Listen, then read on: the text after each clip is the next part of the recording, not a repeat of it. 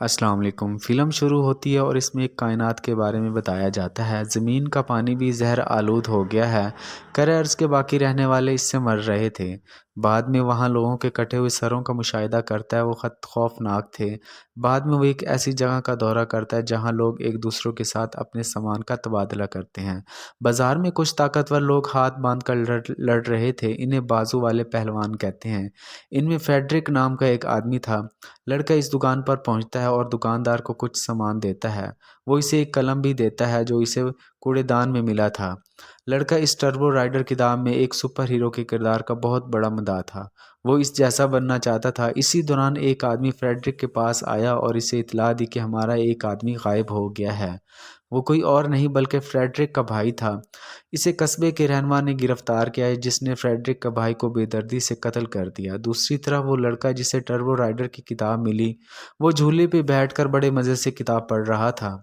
एक शानदार नौजवान लड़की आती है और अगले झूले में बैठ जाती है। वो अपना तारफ़ एप्पल के तौर पर कराती है और इसके हाथों पर फ्रेंडशिप बैंड बांधती है। बाद में जब वो इसे एक लाश के साथ बात करते हुए देखता है, वो काफ़ी डर जाता है और वहाँ से चला जाता है। दोस्ती बैंड चालू हुआ है कि एप्पल ने इसे बांध दिया है। वो इसे रोकने की कोशिश करता है लेकिन इसी दौरान इसे बिजली का झटका लगता है और वो बेहोश हो जाता है। दूसरी तरफ फ्रेडरिक अपने दोस्तों को लेकर कस्बे के रहनुमा के पास जाता है ताकि वो जान सके कि इसका भाई कहाँ है।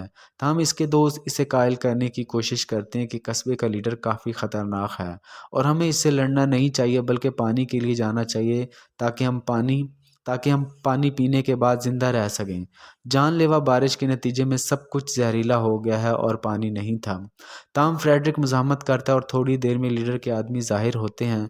वो फ्रेडरिक के आदमियों को कत्ल करते हैं और फ्रेडरिक को अगवा करने के बाद इसे अपने साथ ले जाते हैं। लड़का बेदार हुआ तो एप्पल लड़की इसके सामने खड़ी थी। ये देखकर लड़का खुश हो जाता है और जब वो सामान की तलाश के लिए रवाना होता है, एप्पल इससे कहती है कि मैं भी इसके साथ शामिल होना चाहती हूँ। रास्ते में इसने इससे मुतला किया कि कुछ असूल हैं जिनकी हमें पाबंदी करनी चाहिए। सबसे पहले हमें पानी की बोतल हमेशा अपने साथ रखनी चाहिए। 2, हम जब कभी भी खतरे वाले इलाके में नहीं जाएंगे और हमें खतरनाक लोगों से दूर रहना चाहिए। ये अजीब लगता है। दूसरी तरफ फ्रेडरिक काफ़ी चिड़चिड़ा हो जाता है और कस्बे के लीडर के आदमियों पर हमला करता है और लीडर पर हमला भी करता है। इसी दौरान लीडर का एक आदमी फ्रेडरिक के बाजू काट देता है। दूसरी तरफ लड़का एप्पल से पूछता है कि तुम कहाँ से हो, लेकिन एप्पल इसे बताने से इनकार कर देती है क्योंकि ये खतरनाक इलाका था। लड़का वहाँ से भागा लेकिन वो आदमी अब भी इसका पीछा कर रहा था। भागते हुए वो गलती से एक तहखाने में गिर गया। वो एक खिलाई जहाज़ था। जब वो इसे ऑन करता है तो इसे पता चलता है कि इसका टर्बो सवार का हीरो दरअसल वहाँ पहुंचा था लेकिन नाकाम रहा और मारा गया। बाद में टर्बो किट सूट पहनकर बाहर आता है। इसने इस आदमी से पूछा जो इसका पीछा कर रहा था, एप्पल कहाँ है? लेकिन आदमी अजीब लगता है। वो इसका जवाब नहीं देता और टर्बो बच्चे पर हमला करता है। ताहम इस सूट पर कुछ तवानाई थी। इसने इससे धमाका किया और इस आदमी को कत्ल कर दिया। एप्पल भी लाया गया है जहां फ्रेडरिक का भाई मारा गया था। कस्बे का सरदार लोगों को कत्ल करने के बाद इनके जिस्म के अज़ा पीसता था। वो इनके जिस्म के अज़ा से पानी निकालता है। यही वजह थी कि शहर के लोग एक एक करके यहाँ से गायब हो रहे थे। टर्बो बच्चा वहाँ पहुँचता है। इसने लीडर से कहा, मैं टर्बो सवार हूँ, एक सुपर हीरो। अपने दोस्त एप्पल को फ़ौरन आज़ाद कर दें। अगर आप सुपर हीरो हैं तो मुझे अपनी ताकत दिखाएं। वो हमला करने की कोशिश करता है लेकिन सूट की बैटरी कम हो गई है। इसी वजह से वो इस पर हमला नहीं कर सकता। इसे इस जगह ले जाया गया जहां एप्पल और फ्रेडरिक को रखा गया था। फ्रेडरिक इनसे कहता है कि हमें इनके साथ मिलकर लड़ना चाहिए। टर्बो बच्चा कस्बे के रहनुमा से इन तमाम लोगों को आज़ाद करने को कहता है जहां जिन्हें इसने अगवा किया था, लेकिन रहनुमा वाज़िया तौर पर इसको मुस्तरद करता है और इसके बदले में वो एप्पल पर फायरिंग करता है। इसी दौरान कस्बे के रहनुमा का एक आदमी आता है और टर्बो बच्चे को पकड़ लेता है। कुछ देर बाद इसका सूट भी चार्ज हो जाता है और वो आदमी को मार डालता है। वो लीडर को मारने की कोशिश करता है लेकिन इसका आदमी पहुंच जाता है और इसका हदफ छूट जाता है और ये एक गैस पाइप से टकराता है और इसके नतीजे में वहाँ एक ज़बरदस्त धमाका होता है। इसका फ़ायदा उठाते हुए एप्पल, फ्रेडरिक और टर्बो बच्चा वहाँ से चले गए। कस्बे का रहनुमा चिड़चिड़ा हो जाता है और हुक्म देता है कि टर्बो बच्चे को किसी भी कीमत पर इसके पास लाया जाए। दूसरी तरफ टर्बो का बच्चा एप्पल को देखकर काफ़ी हैरान रह गया क्योंकि गोली लगने के बावजूद वो महफूज नहीं थी। इससे पता चलता है कि वो एक रोबोट है और ये देखकर वो डर जाता है।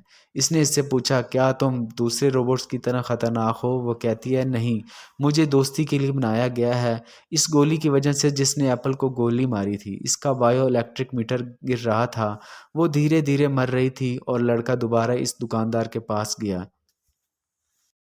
इससे बदले में कुछ एशिया लेता है और दुकानदार लोगों को गायब होने से काफ़ी खौफज़दा था। इस वजह से वो सामान बांधकर वहाँ से फ़रार हो रहा था, लेकिन टर्बो बच्चा लड़का दुकानदार से कहता है कि मुझे बायो इलेक्ट्रिक मीटर की ज़रूरत है। वो इसे एक ऐसी जगह के बारे में बताता है जहाँ जाने के बाद आपको ये मीटर मिलेगा। दुकानदार को अगवा करने के बाद लीडर का एक आदमी इसे अपने कस्बे के लीडर के पास ले जाता है। वो इससे एप्पल और लड़के के बारे में पूछता है। वो इसे धमकी देता है कि अगर तुमने मुझे इनके बारे में नहीं बताया तो मैं तुम्हारी आंतें निकाल दूंगा। ये सुनकर वो डर जाता है और एप्पल और लड़के के बारे में बताता है। इसके बावजूद लीडर इसे मार डालता है। जब एप्पल और लड़के को ये मालूम हुआ तो वो वहाँ से भाग जाते हैं। वो अपने इंजाम को पहुँच चुके हैं, इनके पास आगे बढ़ने का कोई और रास्ता नहीं था।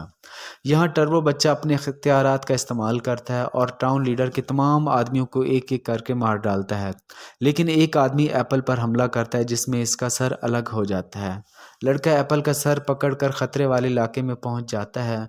वो इस जगह पहुंचा जहां रोबोट्स की काफ़ी लाशें रखी थीं। इसने एक रोबोट का जिस्म पकड़ा है और एप्पल के सर को जोड़ता है और वो बेहोश हो जाता है। वहां से हमें इस लड़के के बचपन का मंजर नज़र आता है।